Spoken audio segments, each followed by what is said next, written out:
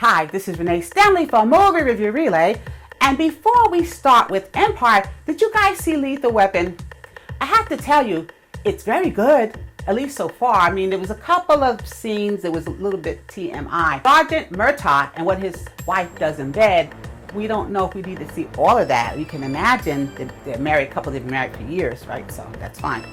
But Damon Wayans brings something interesting. Of course, he's had long-running shows. This is a man who works because I guess he wants to, because you can imagine how much coins he has. He's been out for such a long time, and his family is so talented. Okay, so he brings something special. Lethal Weapon, as you know, was a movie, it's a big franchise with Mel Gibson and Danny Glover.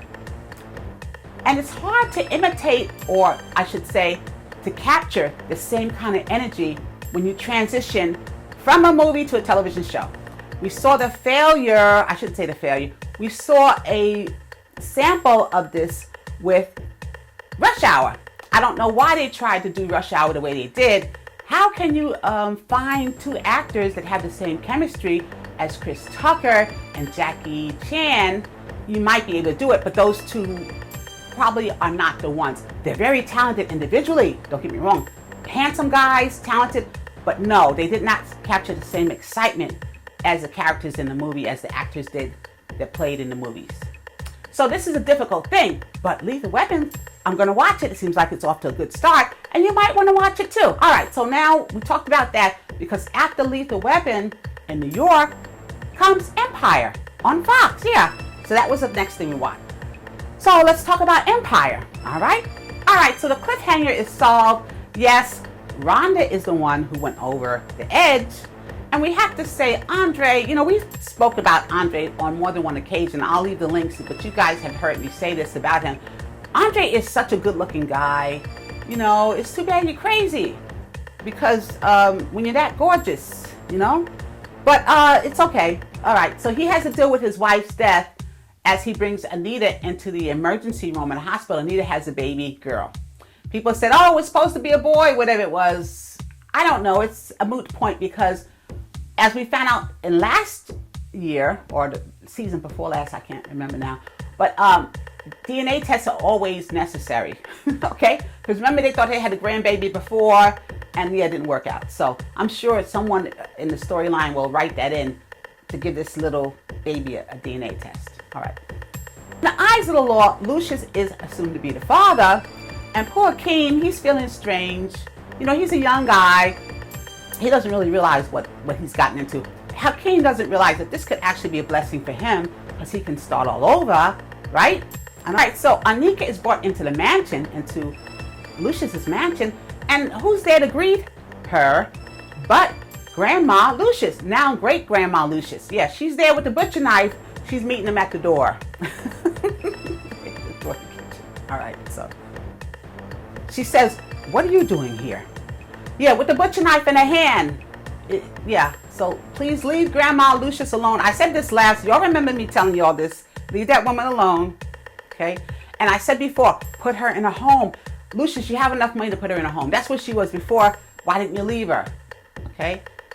She's not really crazy. I said this last year, you guys remember. I think she's just mean and evil, but she could be crazy, I guess. All right, here we go. All right, so in the meantime, Cookie's very upset.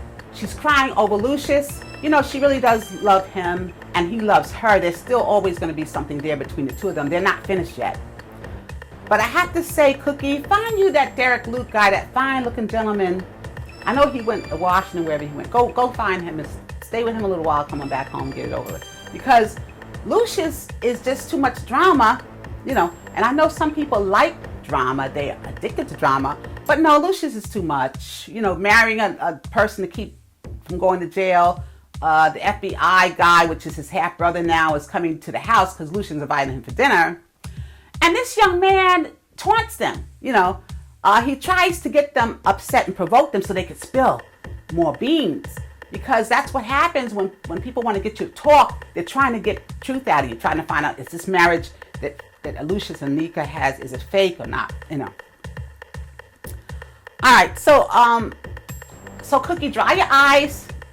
You got money, you're a beautiful girl. Find somebody else. else in the whole world, really? You can't find nobody else? I think so. Yeah. Then the FBI guy, the stepbrother, comes to dinner, and he starts talking all this garbage.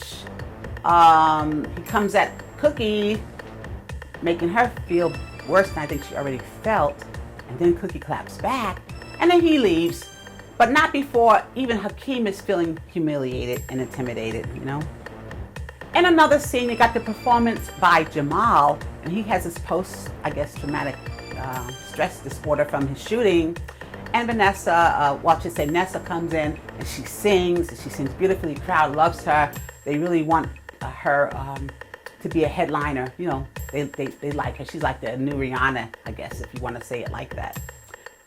And then we see Andre hallucinating about his dead wife, Rhonda, which is understandable because he was already, you know, I don't want to use the word cuckoo, nuts, insane, psycho. No.